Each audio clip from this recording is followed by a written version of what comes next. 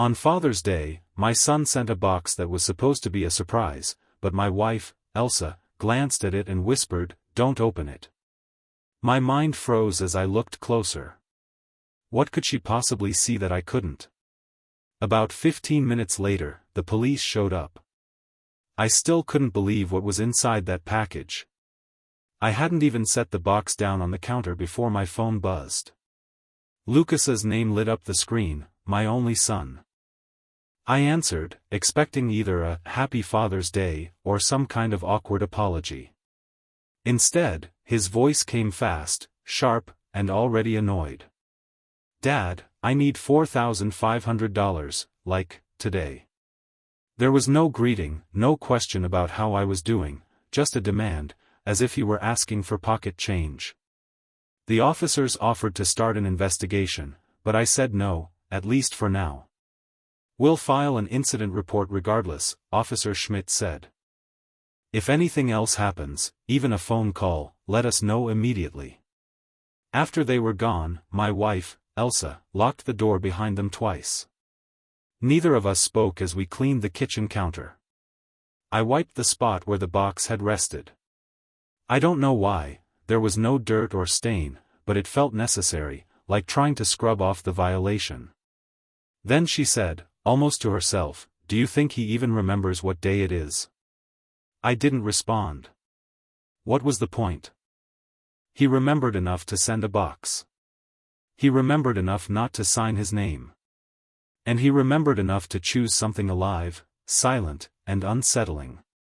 Something that says, "I'm watching. I can reach you even when you think you're safe." We sat in the living room long after the sun began to set. I watched the orange light spill across the floorboards, and for the first time in years, I didn't feel proud of the man my son had become. I felt hunted by him. At 8:15 p.m. My phone buzzed again. A new message from Lucas. Did the gift get there in one piece? No emoji, no explanation, just that. Elsa saw the screen. Her hand went to her mouth. I didn't reply. I deleted the message and turned the phone face down.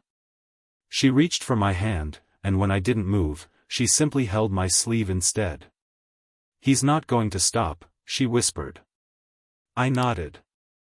"No, but I am." The next morning, I woke to 4 missed calls from Lucas, 2 voicemails, and 1 text. The message read, "You ignoring me? That's fine, but don't expect Katrina to bring the kids over anymore." It wasn't even 8 a.m. Elsa was already in the kitchen feeding the cat, pretending not to notice I was holding the phone like it was radioactive. I didn't tell her the details, not yet. But I knew what was coming. The second voicemail started with a fake sigh, the kind Lucas used to give when he was 17 and mad about curfew. "Dad, look. I know you're upset, but I'm being serious. We're in trouble here. The rent's due. Katrina's got her hands full with the kids. We just need something to get us through the month. $3,000 tops. You can do that, right? You always do. You said family helps family. Or was that just something you told me to sound wise back when I was a kid?" I deleted it before it finished. Elsa brought over my coffee. "You okay?" "I'm fine," I lied. The truth was, I felt like a bank being robbed in slow motion. Every word, every call, every guilt-trip text was just another hand reaching into my coat pocket. By 11 a.m., he called again. This time, I answered. "Dad, finally," he said, like I owed him something. "I just wanted to know if you'd had time to think." "Think about what?" "The transfer? Katrina's already talked to the landlord. If we can send something today, we can avoid the late fee. And the kids have that museum trip next week. They'll need new shoes." I closed my eyes. "Lucas, you sent me a live snake in the mail." There was silence, then a laugh. Soft, measured. "Oh, come on. It was harmless. Corn snake." I thought you'd get a kick out of it. Father's Day prank, you know. You always said you hated neckties. You sent your father something alive in a sealed box, I said, my voice low. That's not a prank. That's a threat. Another beat of silence. Then his tone turned. Okay, if you're going to twist it like that, maybe we shouldn't be talking at all. I didn't reply. I'm serious, he snapped. You want to play the victim? Fine. But don't blame me when the kids stop calling. When you're old and need help and there's no one around to lift you to the toilet. Is that supposed to scare me? No, he said. It's supposed to remind you what happens when you choose money over blood. I ended the call. That evening, Elsa sat beside me on the couch, her knitting resting idle in her lap. He messaged me, she said quietly. I turned to her. He said if we're not going to help, he doesn't want us around the children. There was something in her eyes I hadn't seen before. Not sadness, not anger, just defeat. He's punishing us, I said. She nodded slowly. And Katrina, she added, sent me a photo. I felt my hands tighten. Of the kids? Elsa reached for her phone and showed it to me. Hannah and Felix sitting on the living room floor, both frowning into the camera. A chalkboard behind them read, Grandma and Grandpa don't love us enough to help Mommy and Daddy. I just stared at that image for the longest time. My granddaughter had a Paw Patrol bandage on her knee. My grandson wore a Captain America hoodie I'd bought him for his birthday the year before. They're using the kids, I said, a bitter taste in my mouth. They've been using the kids, Elsa whispered back. We just didn't want to see it. The following week was an emotional assault. Lucas called every other day, always starting with a soft, feigned concern before pivoting into his financial demands. Katrina sent long, tear-soaked messages about the hardships of motherhood, how her parents never helped, and how I couldn't possibly understand what it was like to choose between groceries and gas. They were laying bricks, building a wall of shame around us, one complaint at a time. On Friday, Lucas called during dinner. Elsa looked at me and shook her head, but I answered anyway. Habit, maybe. Dad, he said, his voice rushed. Okay, listen. I just got off the phone with the car place. Katrina is going to lose her car unless we pay at least the first half of the bill. I'm not sending money, I said. Why? His voice cracked like glass. Why are you doing this? Why are you cutting us off like we're strangers? You made us strangers, I replied. When you used your children as hostages in a guilt campaign. When you sent me a live animal and pretended it was a joke. When you stopped calling me Dad and started treating me like a walking ATM. He didn't reply. You chose this, Lucas. He hung up. Elsa and I finished dinner in silence. That night, I went into my home office and opened the filing cabinet. I pulled out the manila folder labeled Lucas, Support History. Inside were over 40 receipts and printouts, bank transfers, credit card payments, rent deposits, tuition, groceries, utilities, and debt consolidations. Over 18 years of quiet assistance, over $205,000 in total. And that didn't even include the car I gave him, the cash I handed him during the holidays, or the bills I paid when Katrina lost her job again. I spread the papers out across my desk. My hands shook, not with regret, but with clarity. Helping him hadn't built anything. It had only deepened the hole. This wasn't generosity. It was erosion. And I was done being hollowed out. The next morning, I removed Lucas from my online banking as an authorized user. I canceled the $750 monthly transfer we had set up 3 years ago, just to make sure the kids had what they needed. I called the insurance company and removed his car from our bundled policy. Then I changed the locks on our accounts. By noon, the messages began. Katrina, wow. So, you're cutting your grandkids off because you can't handle one little joke. Lucas, we needed that. This is cruel. You're choosing pride over family. Katrina, again, will tell them the truth. That their grandparents gave up on them. Lucas, you're going to die alone. That night, I didn't respond. I sat with Elsa on the back porch. The sky was a pale blue. The wind was still. And for the first time in months, no one was asking me for anything. Just silence. And for once, it felt like peace. They showed up 4 days later. No warning, no call, just the sound of tires grinding gravel in our driveway at 5:20 p.m. Elsa was chopping onions in the kitchen. I was wiping down the porch rail. We both turned at the same time, instinct guiding us. I didn't have to look. I knew it was them. Lucas stepped out of the driver's seat like he owned the place. Katrina followed, arms crossed, sunglasses still on as if she were walking into court, not her in-laws' front yard. I didn't move. I just waited. He didn't knock. He banged 3 times. Loud, angry, impatient. Elsa stood in the hallway, still holding the knife, motionless. I touched her arm and gently took it from her hand. "I've got this," I said.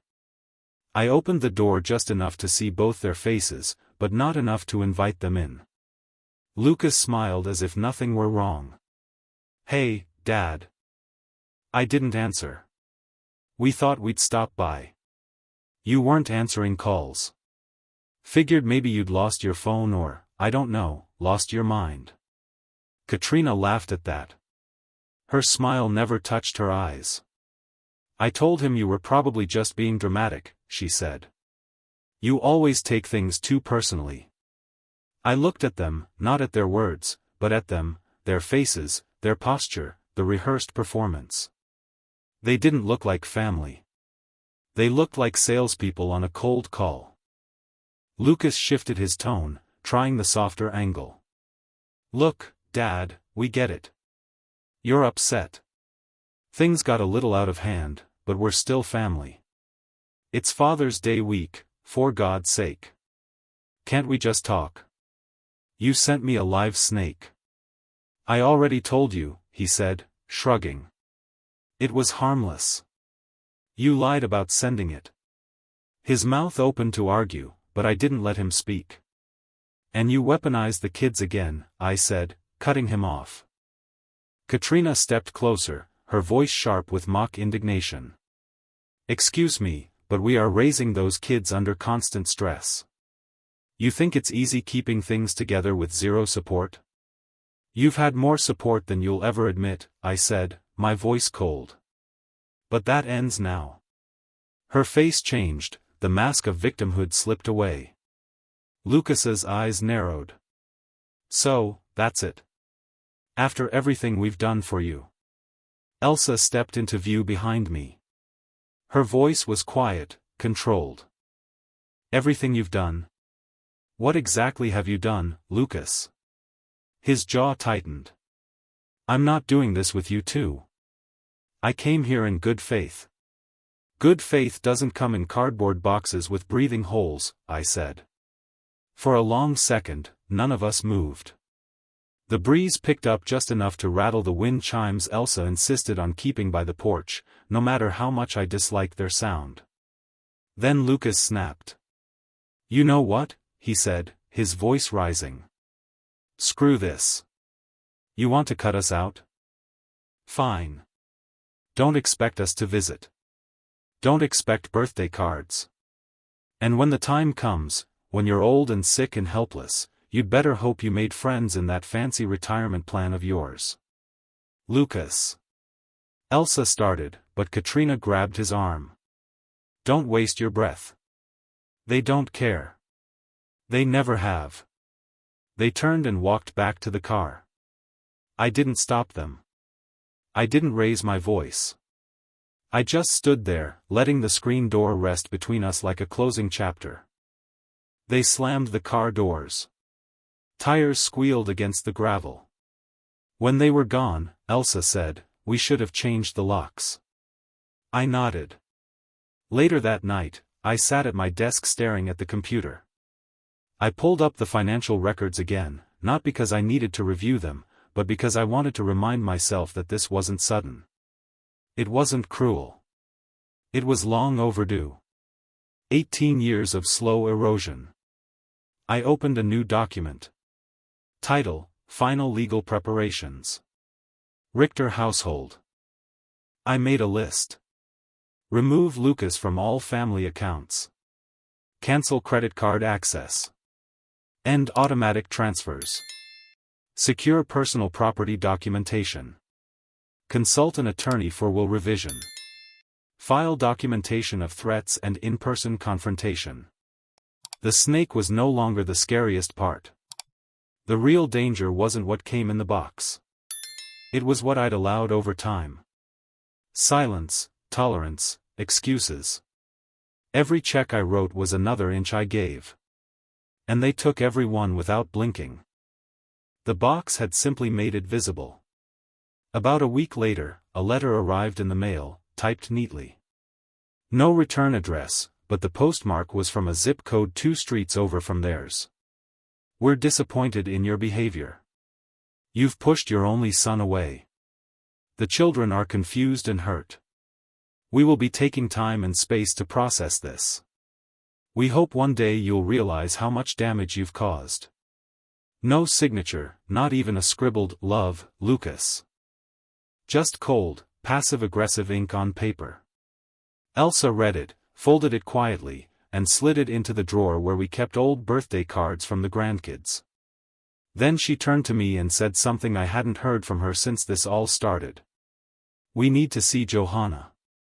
Johanna Becker, our attorney of 35 years, the woman who handled our home title, our wills, and my mother's estate when she passed.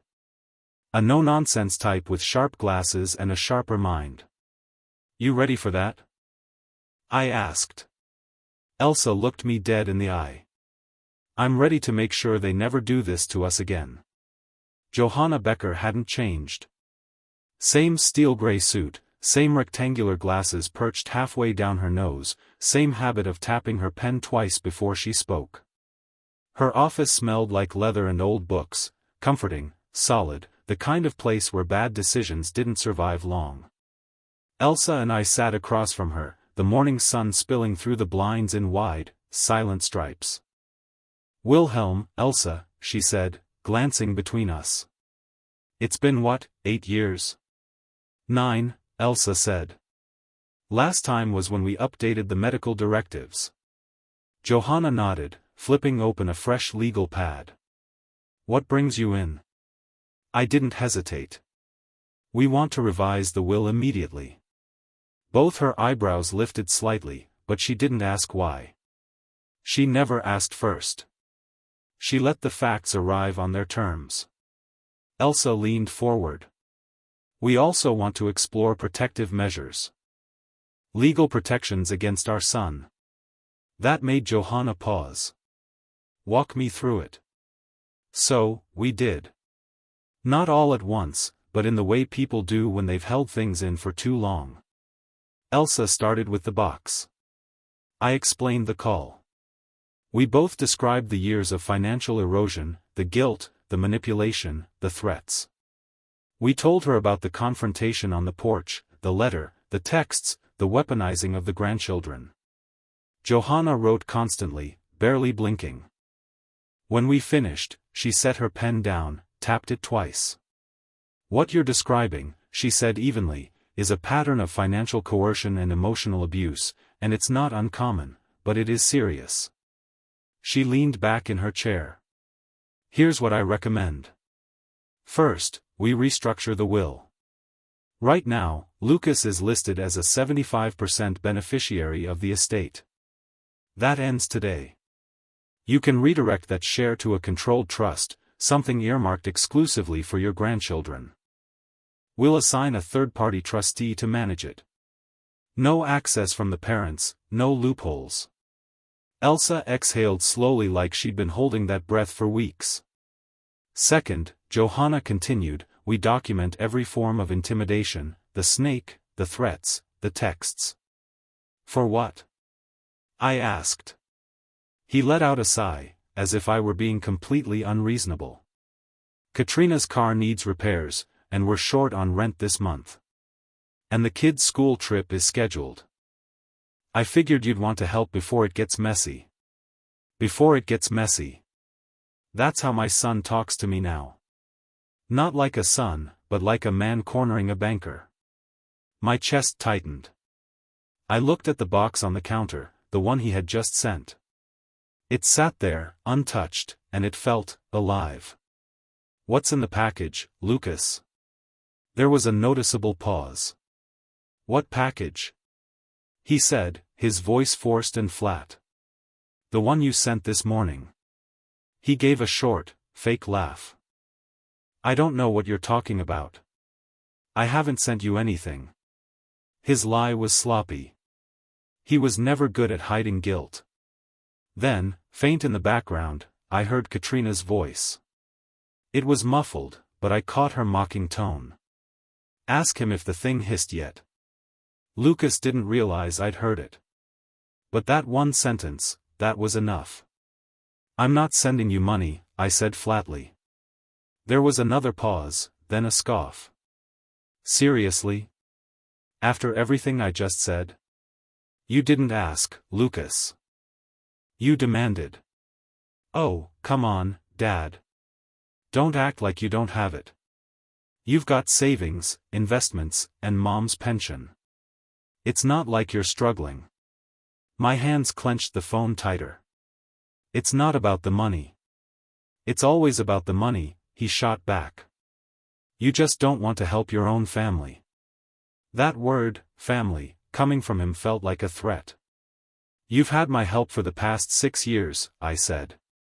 Every emergency, every shortfall, every bill that suddenly came up. I've paid it. Where has that gotten you? Don't turn this into a lecture, Dad. You're the one choosing money over your grandkids. That line, he knew it stung. It always had. He used my grandchildren as pawns on a board. I was sure it was Katrina's move. She weaponized everything, love, guilt, the idea of being a good parent. And Lucas just let her. I'll call you later, I said, then hung up without waiting for a reply. Elsa was still staring at the box. Her voice was quieter now, almost afraid to speak what we were both thinking. That wasn't a gift, was it? No, I said. It wasn't.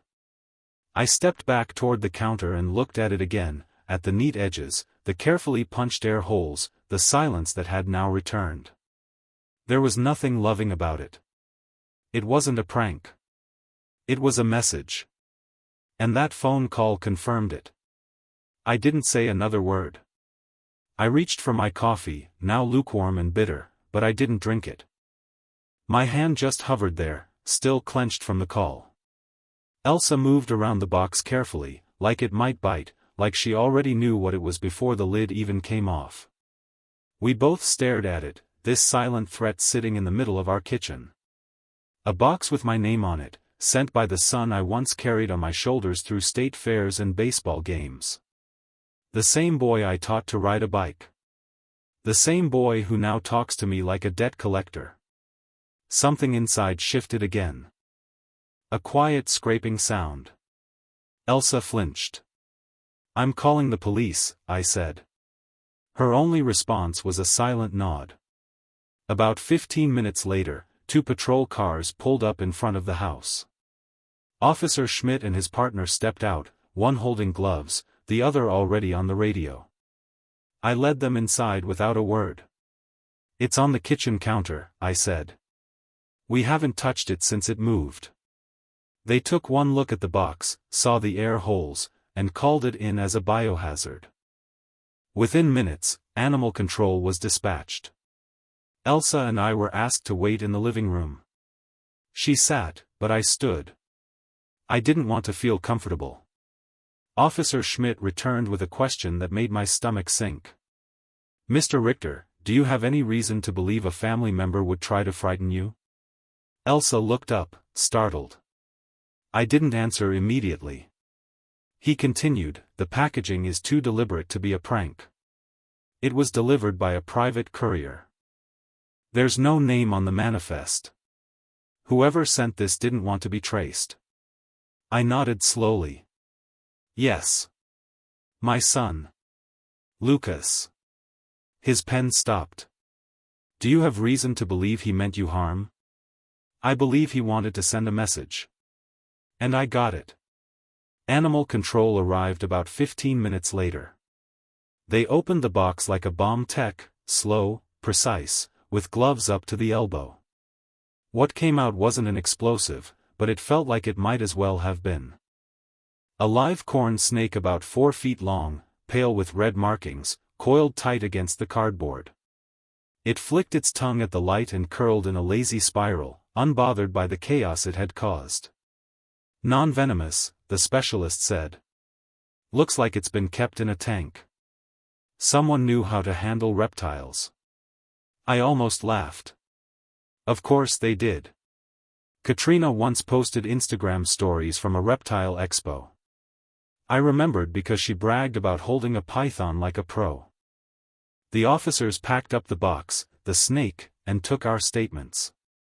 We'll create a legal timeline, Johanna continued. If necessary, we'll file a restraining order. Not out of fear, but out of foresight.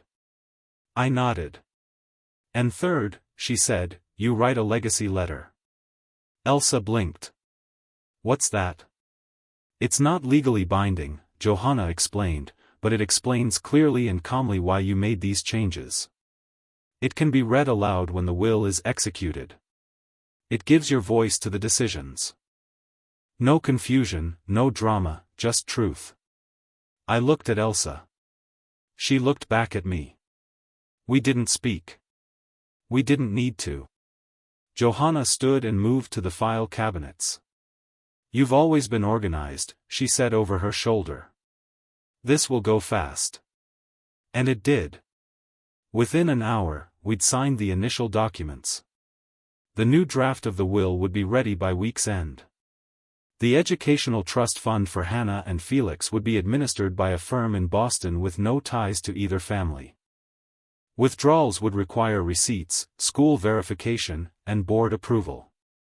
No more cash disappearing into slot machines. No more emergency transfers. No more wondering whether the money helped or hurt. Elsa stood and shook Johanna's hand. I did the same. Then she said something I hadn't expected. You've given us something we haven't felt in years. Johanna tilted her head. What's that? Permission to stop feeling guilty. Outside the office, the city moved as usual. Horns, crosswalk beeps, a coffee cart shouting out orders. But for us, something fundamental had changed. For the first time in decades, we weren't operating from obligation. We were operating from clarity. That night, I sat on the porch with a legal pad of my own. I wasn't a letter writer, never had been, but the idea of the legacy letter stuck with me. The thought of someone someday opening a file and hearing my voice in ink, explaining what I had done and why, felt strangely comforting. So, I wrote. To whom it may concern, especially Lucas, if you're listening. We did not cut you off because of one incident. We made this decision after years of watching our love become a commodity, a bargaining chip, a line item on your monthly spreadsheet. We gave because we loved. But somewhere along the way, you learned to see our love as a transaction. And worse, you taught Katrina to do the same. Then you taught your children. And that we could not allow. This isn't about punishment. It's about protection. Not for us, though we deserve it, but for them. For Hannah and Felix. They deserve a future not entangled in manipulation. They deserve to know that family is not measured by wire transfers and ultimatums. We love you. We always have. But we will no longer participate in our own erasure. I put the pen down. Elsa came out with tea and sat beside me, reading silently over my shoulder. When she finished, she reached for my hand. "It's honest," she said. "And it's enough." 4 days later, the new will arrived by courier. We signed it together, no hesitation. That night, I scanned the file, saved it to 4 locations, and uploaded it to our estate vault. I left one hard copy with Johanna. The educational trust was active by the following Tuesday. The balance, $155,000, set to grow until Hannah turned 20. Katrina would never touch a dime of it. Lucas's name was nowhere in the document. It was done, and it was only the beginning. Because 3 days later, the phone rang. Not mine, Elsa's. Katrina's name was on the screen. Elsa looked at it, her thumb hovering. Then, slowly, she hit the speaker. The voice on the other end wasn't angry. It was sweet. Sickeningly sweet. "Hi, Elsa. I hope you're doing okay. We were wondering if you and Wilhelm would be free to have lunch next week. Just the 4 of us. No kids. Just to talk." Elsa didn't speak. I stepped closer to the phone. "Lunch?" I said after a beat. "Oh, hi, Wilhelm," Katrina chirped. "Yeah, we just thought maybe we should clear the air, you know. No hard feelings, family first and all that." Elsa's hand trembled. I leaned in. "Katrina, no. Not lunch. Not dinner. Not Christmas. There is no table for this conversation anymore." She was quiet. Then, "Are you serious?" I didn't flinch. "We've written our legacy. We've filed it legally, and we're moving on." Click. Silence. Elsa looked up at me. "Do you think she knows?" "Yes," I said. "And she's terrified. Not because she lost access to our money, but because for the first time, we didn't flinch. We'd become something she never expected. Untouchable. It only took 3 days. 3 days between the call from Katrina and the next storm brewing in my phone. This time, it wasn't playful or polite. It was Lucas, and he wasn't pretending anymore. The first message came in at 7:05 a.m. Just as I was pouring coffee into my old enamel mug. "What the hell did you do?" That was all it said. No Dad, no punctuation, just a raw accusation. I didn't reply. At 7:45 a.m. another came. "Did you seriously cut me out of the will? Are you out of your mind?" This one included a screenshot. He'd somehow gotten wind of the trust. I don't know how, maybe someone at the courthouse had said something, maybe Katrina had a cousin who worked at the registrar's office. Either way, the message was clear. He knew.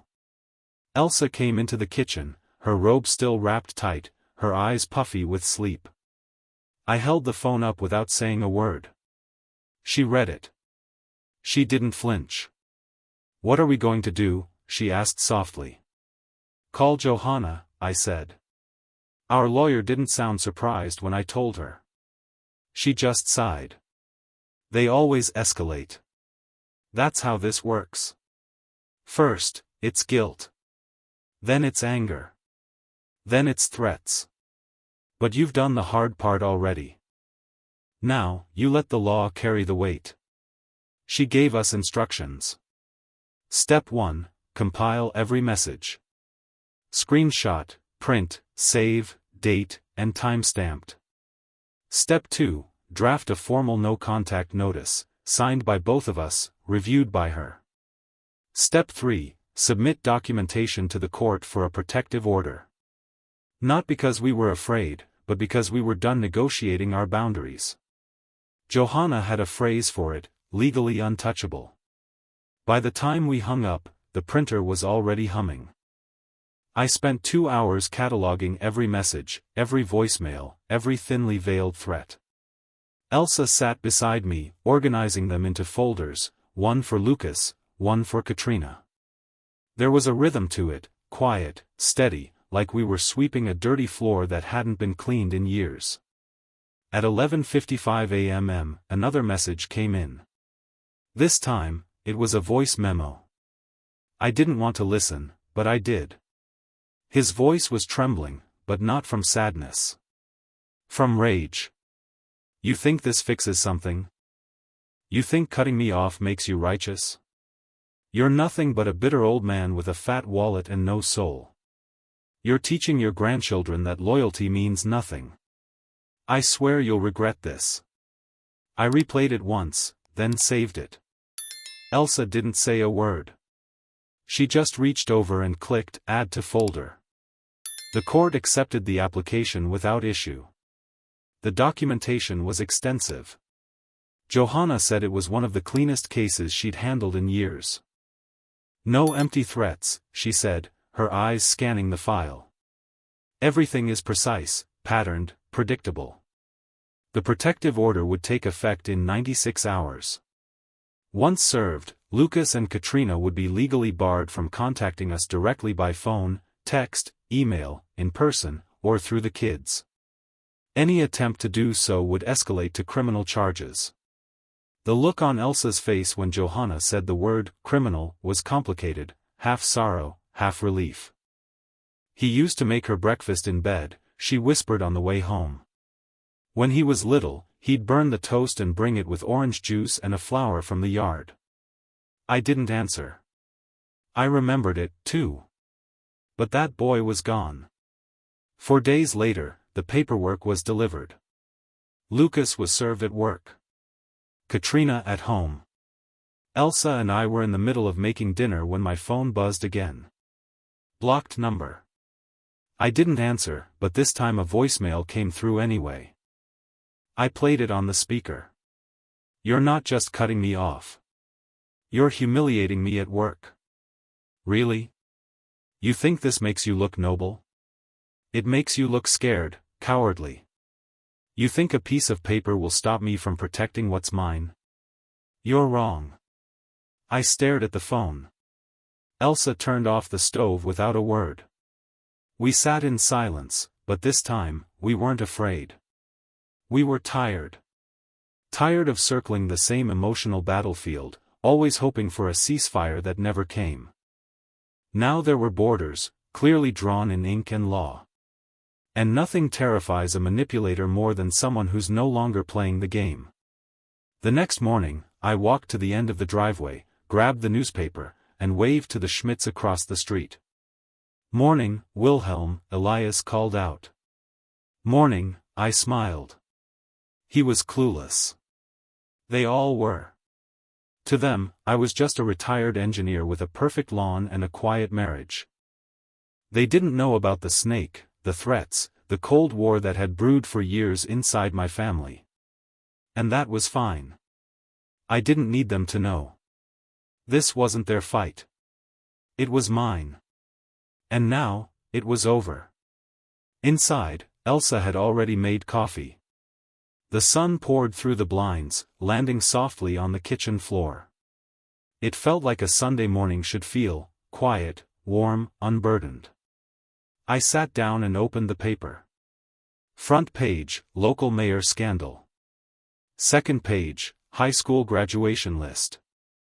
Third page, an estate planning ad with the tagline, "It's not what you leave behind, it's how you protect it."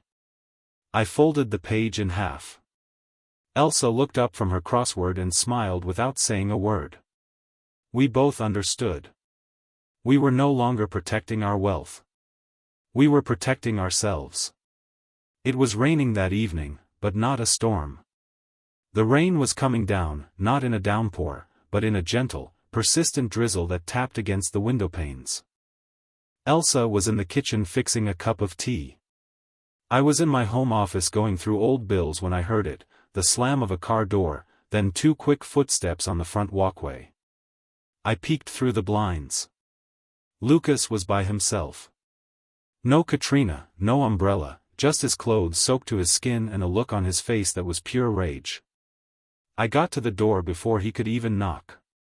We just stood there, staring at each other. Rain ran down his face, but he didn't even notice. "You think a piece of paper makes you safe?" he demanded, his voice low and tight. "You think you can just write me out of your life and walk away with a clean slate?" I heard Elsa's footsteps behind me. "Stay inside," I said without looking back. She listened. Lucas took a step closer to the porch. "You humiliated me.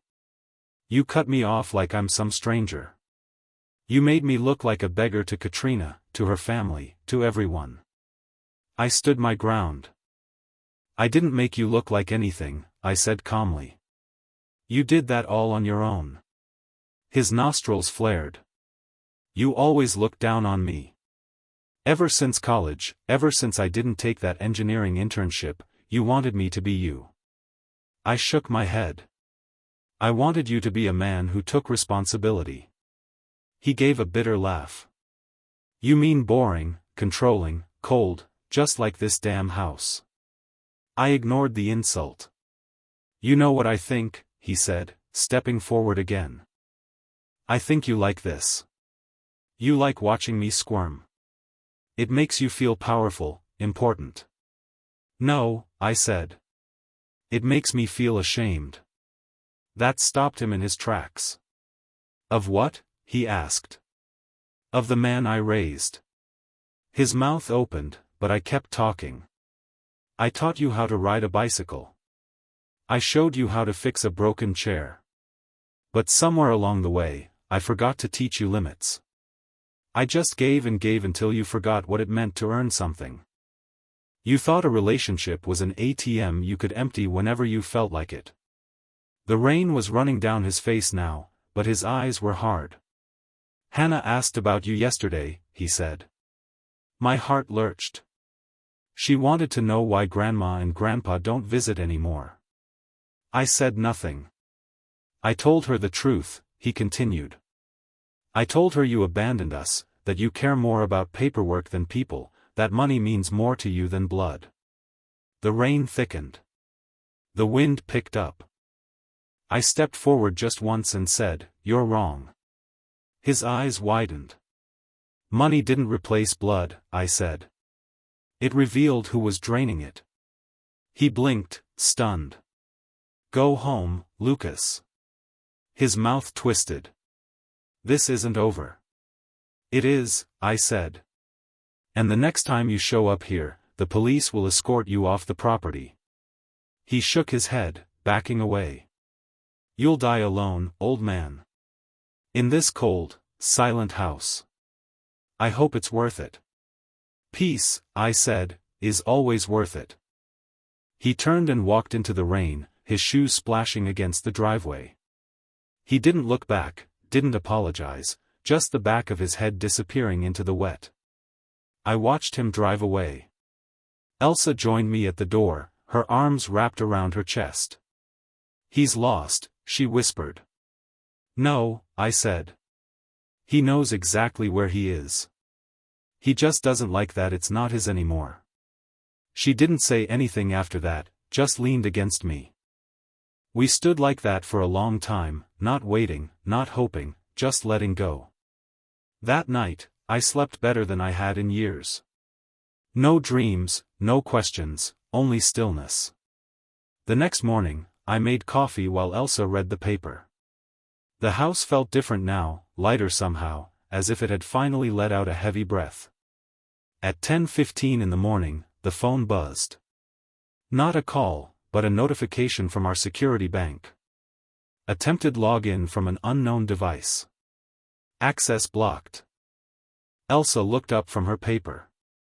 "They're still trying," she said. I nodded. "Let them." At 11:30, Johanna called.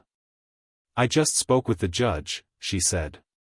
"We're upgrading the order to a permanent no-contact injunction. The evidence from yesterday confirms he violated the temporary terms." "I didn't even have to ask," she continued. "Any attempt to contact you now goes straight to the sheriff's department. This is no longer a family matter. It's legal." I let out a slow breath. "Thank you, Johanna." She paused. "Are you okay?" I am now. Later that evening, Elsa and I sat on the back porch watching the sun drop beneath the trees. He may never speak to us again, she said. I nodded. And the children? They'll grow, I said. They'll understand. Elsa took my hand, tracing her thumb along the inside of my wrist like she used to when we were dating. The gesture grounded me. They may never forgive us, she said softly. Maybe not, I said. But we'll be able to live with that.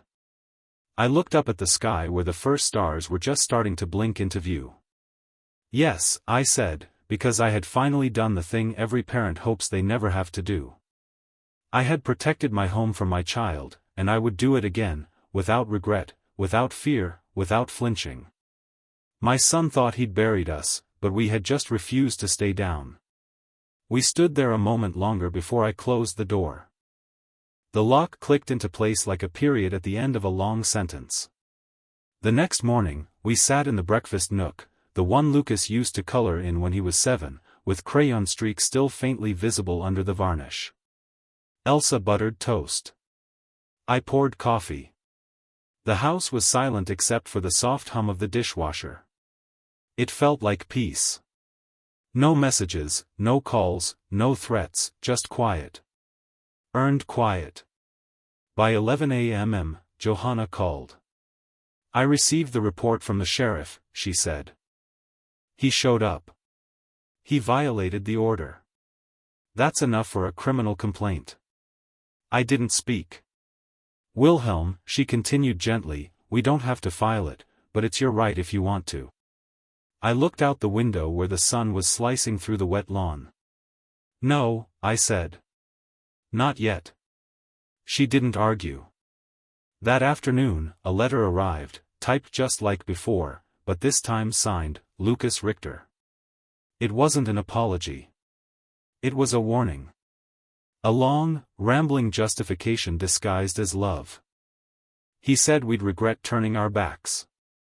That he was doing what he had to do to protect his family. That we were too blinded by legal nonsense to remember what family even means. He included a single photo. Hannah sitting on a couch, her face blank, a sign on her lap that read, "We miss you, but we're not allowed to call." Elsa held the photo for a long time. Then she slowly folded it in half and placed it in the drawer where the first snakebox receipt had gone. She didn't cry. Neither did I.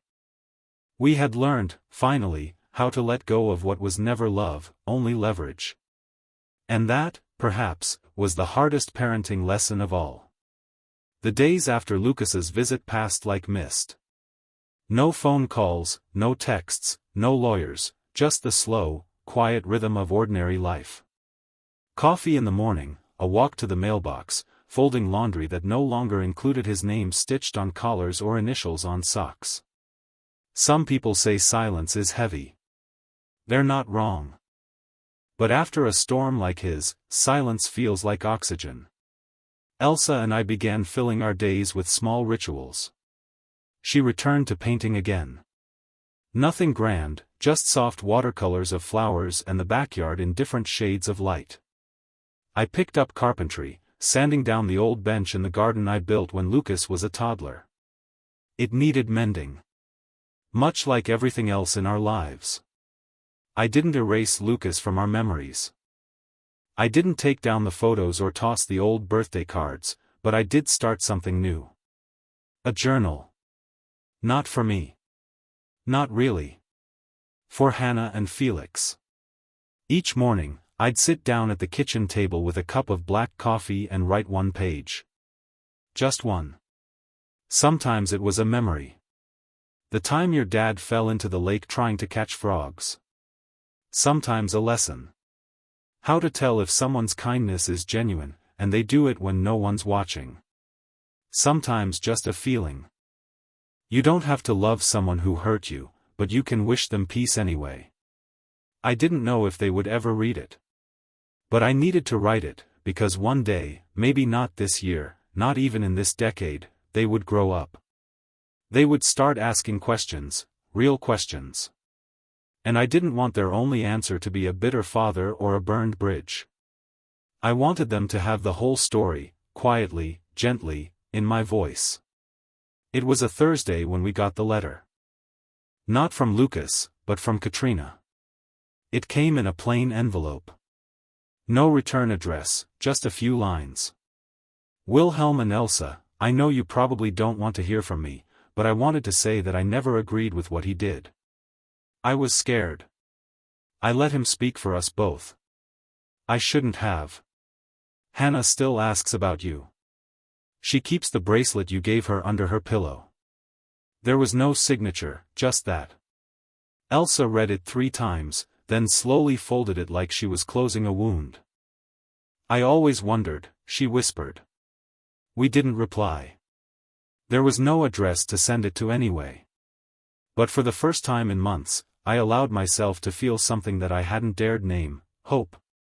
One afternoon, I sat in the garage flipping through a box of old receipts and manuals when I found something I hadn't seen in years, a drawing. Hannah's drawing from when she was 7. It was us, Elsa and I, standing beside a lopsided house with pink flowers and a crooked chimney. She had drawn her name on the roof in purple marker. Next to it, Opa and Oma's house. She had spelled Grandpa wrong, but the heart was in the right place. I tacked it up over my workbench and stared at it for a long time. It reminded me that love, when it's real, doesn't need to be perfect. It just needs to be safe. Elsa started volunteering at the local library again. I joined the neighborhood repair group, fixing fences, leaky faucets, and the occasional stubborn washing machine. It wasn't glamorous, but there was something healing about showing up for people who never asked for too much. Now and then someone would mention their kids, their grandkids. I'd smile politely, nod. Sometimes I'd share a little story, sometimes I wouldn't. I wasn't ashamed, but grief has its privacy. It doesn't always want to be spoken aloud. In early spring, we planted new lavender along the fence line. Elsa said it would help keep the bees happy. I said it made the place smell like peace.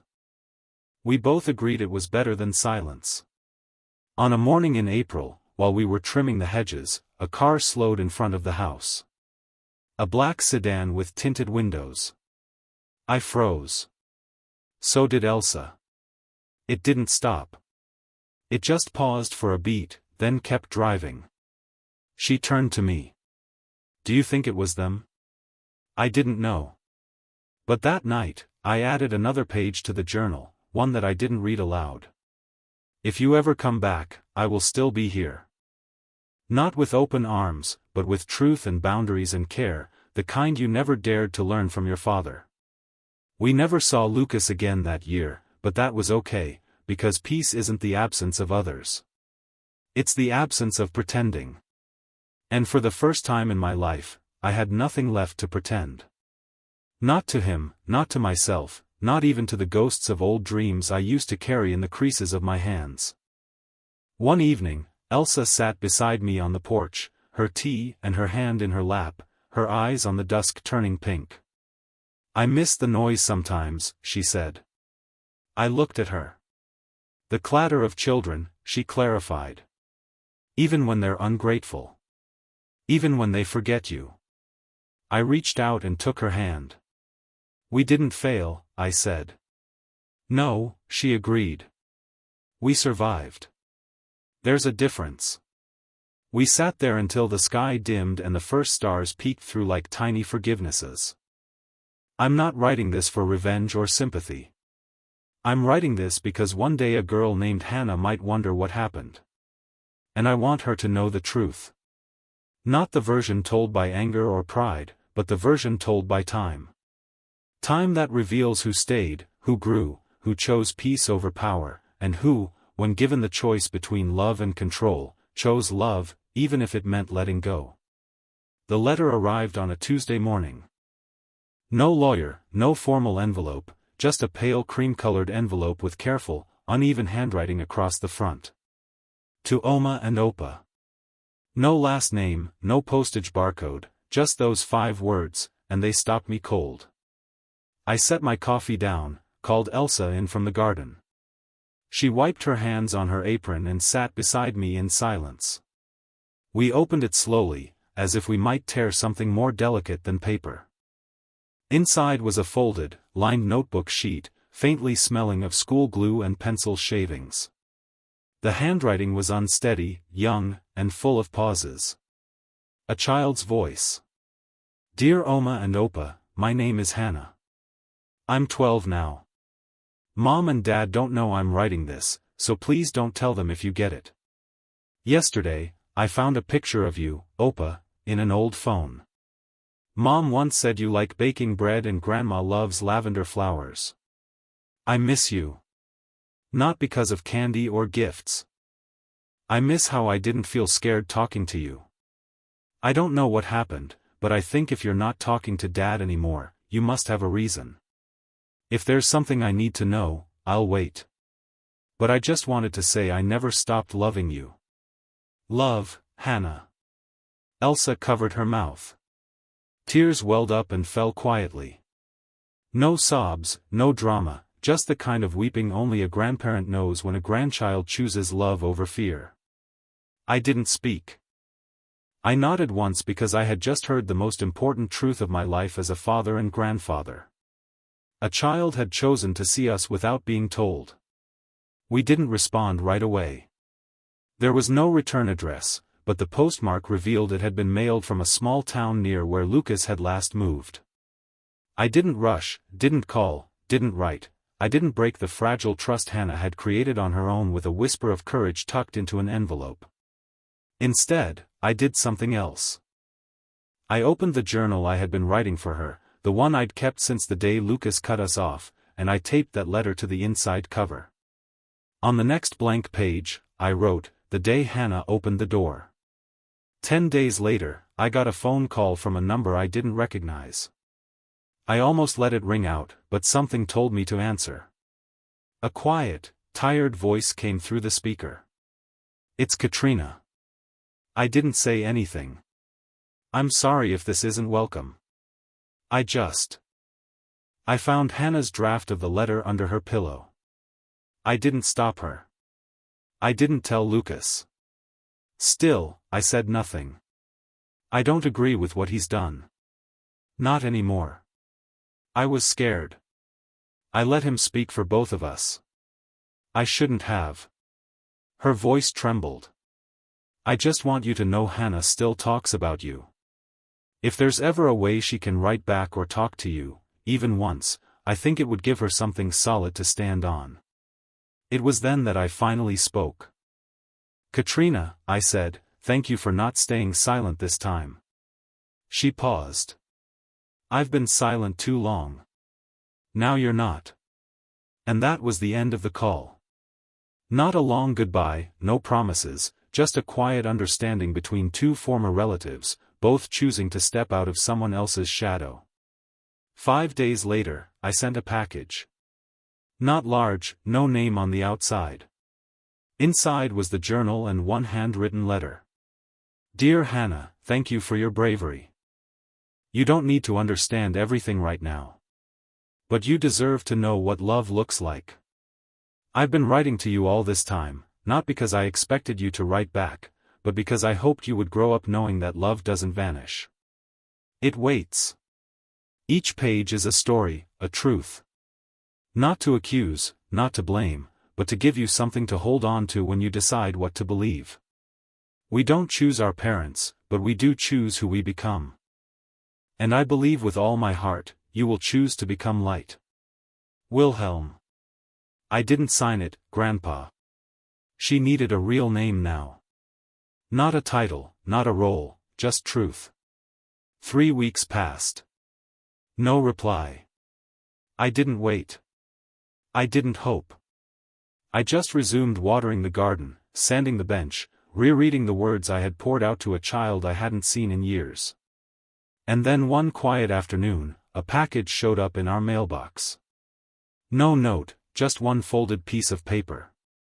It was a drawing. Hannah again, in purple crayon. A small house surrounded by lavender flowers. Above the roof, in uneven, brave lettering, "The House of People Who Don't Lie." That was it. No signature, no P.S., no explanation, but we didn't need one. I showed it to Elsa. She didn't cry this time. She simply pressed it to her chest, nodded, and hung it above the mantel. We didn't talk about Lucas. We didn't need to. Hannah had chosen, not chosen us, but chosen truth, kindness, and courage, even when the world around her hadn't. And that, I realized, was the most beautiful victory I had ever dared to expect. They say the hardest part about growing old is watching the people you love become strangers. I used to believe that. But these days, I think the harder part is realizing you spent decades preparing everything for the wrong person. I had an old will written back when Lucas was still in college. Back when I thought loyalty was automatic and fatherhood was a safety net, not a gamble. That will was detailed, thorough, and proud. It left everything to him, the house, the savings, the workshop, even my mother's wedding ring. Because I thought giving meant proving love. But I was wrong. Sometimes giving without discernment is just enabling someone to become worse. And so one morning after Hannah's drawing arrived, I made an appointment with my lawyer. The office hadn't changed in 25 years. Same oak shelves, same smell of worn leather and printer ink. Gunther, my lawyer, looked older, but his voice was the same, efficient, crisp, a touch too formal. "What can I do for you, Wilhelm?" "I need to update my will." He looked up over his glasses. "Updating or rewriting?" "Burn the old one," I said. "We're starting from scratch." I slid a small notepad across the desk. It had two names, Elsa and Hannah. No one else. Gunther didn't comment. He just nodded and began typing. It's a strange feeling, writing someone out of your life with a single sentence. I leave no portion of my estate to my son, Lucas Thomas Richter, as this is a deliberate and informed decision. The sentence itself is cold, legal, and precise, but in my chest, it felt like cutting away the last dead limb of a tree so the rest might breathe again. I wasn't angry anymore. That had passed. What remained was a quiet clarity. Hannah had earned nothing materially, but she had shown more honesty, love, and moral courage than her father had in 35 years, and that mattered. Elsa and I spent the following weeks in quiet preparation. We didn't change our lives. We still baked bread, painted, and trimmed hedges, but behind the scenes, things shifted. We opened a trust fund in Hannah's name. We secured the deed to the house, ensuring it couldn't be sold or touched by anyone except her when the time came. We contacted a literacy foundation and created a scholarship in Hannah's future name for children who choose kindness even when it's hard, because that's what she had done, without fanfare, without reward. I didn't tell her. Not yet. I didn't want to put the burden of an inheritance on a child who was still learning the fundamentals of math. But I kept writing in the journal every single day. And now more than ever, I wasn't just writing memories. I was writing instructions, blueprints, secrets. How to fix a squeaky door with a bar of soap. How to spot fake sincerity. How to make bread rise when the weather turns cold. How to know when someone loves you and when they're using your love as currency. All the things I wish someone had told me before I became a father. All the things Lucas ignored. I wasn't just leaving her assets. I was leaving her armor. And then in late November, we received another letter. This one wasn't from Hannah. It was from the school district, a school counselor. She had found one of my pages in Hannah's binder, copied in her handwriting. It was a paragraph I had written about forgiveness. Hannah had chosen it for a writing assignment. She didn't list me as the author. She just wrote, "Someone I trust." That was enough. The counselor's note wasn't an intrusion. It was brief, warm, and respectful. She simply said, "Hannah seems to be carrying a great deal quietly, but she also seems to have a deep well of strength. Whatever relationship she has with you, it's helping her stay grounded. I just wanted to say thank you, and I hope you'll keep being that presence. Elsa read it twice, then looked up at me. Do you think she knows what's coming? I shook my head. She doesn't need to. Not yet. But she'll be ready. I started leaving little things aside. A necklace Elsa had worn when Hannah was a toddler. A collection of old maps I'd saved from road trips. My grandfather's compass. Things that wouldn't mean anything to Lucas, but would mean something to someone who knew how to look closely. And then one night, I added the final page to the journal. It wasn't long, just a few lines. Hannah, this world will try to convince you that love must be earned with obedience, silence, and sacrifice. But that's not love. That's control. Real love holds space. Real love allows questions. Real love never requires you to shrink yourself. If you ever feel small in someone's presence, walk away. You don't need permission to protect your peace, and you don't need anyone's blessing to become who you already are. I signed it and tucked it between the pages of her drawing, the one with the lavender house. Weeks passed. Lucas never called. I sometimes wondered if he even knew what Hannah was doing behind the scenes. Maybe he did. Maybe he didn't care. But I knew this: one day he would look up and realize the daughter he tried to own had built a bridge towards something far more solid than manipulation. She had chosen truth. And truth, when chosen young, becomes unshakable. On Christmas morning, there was no knock at the door, no gifts from our son, no grand reconciliation. But under the tree wrapped in brown paper was a small box from Katrina. Inside was a wooden ornament carved with care. It was shaped like a book and etched across the spine, to the quiet strength that helped her grow. I held it in my palm, felt the grain of the wood, and closed my eyes. That was all the thanks I needed. Not applause, not redemption, just the knowledge that someone saw the quiet fight we had chosen, and that somewhere down the road, a girl named Hannah would carry that strength further than I ever could. Not because of what I left her in a will, but because of what I never stopped writing, one page at a time. It was late spring when she came back. I was on the porch sanding down an old stool, the kind that always leans slightly left, no matter how you fix it. Elsa was inside humming along to some 1960s tune she never remembered the lyrics to. The gate creaked. I didn't look up at first. Thought it might be the mailman or a neighbor with the usual wave and smile. But then I heard the voice, soft, clear, older than I remembered. "Hi, Opa." I turned and there she was. Hannah, 18, maybe 19 now, taller, steadier.